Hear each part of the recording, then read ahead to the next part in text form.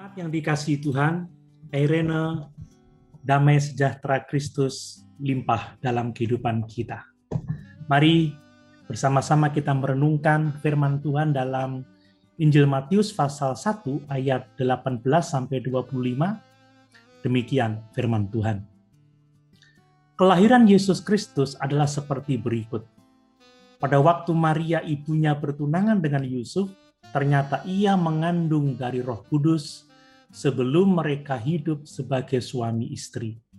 Karena Yusuf suaminya seorang yang tulus hati dan tidak mau mencemarkan nama istrinya di muka umum, ia bermaksud menceraikannya dengan diam-diam.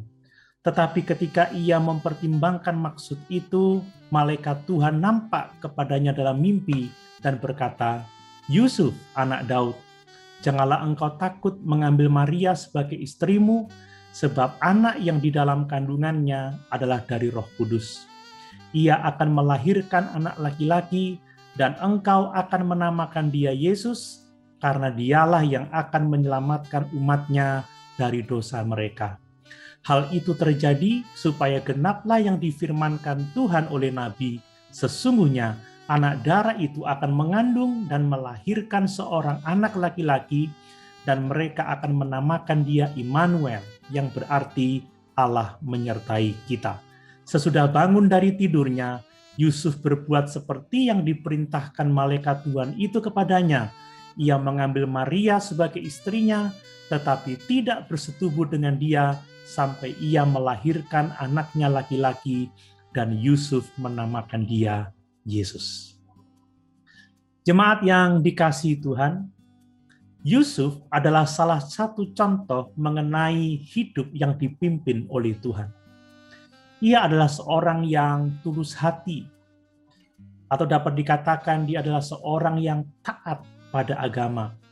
Dan lebih dari itu, ia adalah seorang yang taat kepada Tuhan.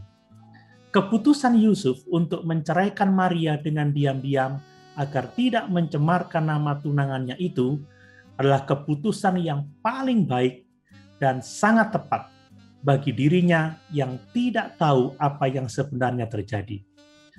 Namun demikian, setelah malaikat Tuhan berbicara kepada Yusuf melalui mimpi, Yusuf meninggalkan keputusannya sendiri dan memilih taat kepada kehendak Tuhan.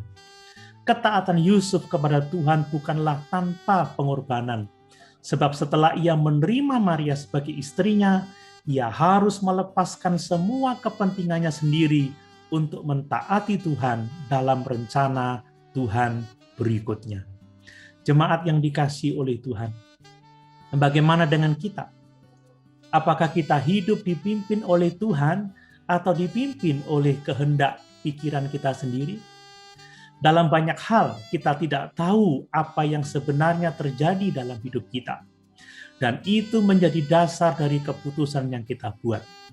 Namun demikian, setelah kita tahu kehendak Tuhan melalui firman-Nya, maka sebagai orang percaya kita harus mentaati pimpinan Tuhan sekalipun dengan semua pengorbanan yang harus kita berikan.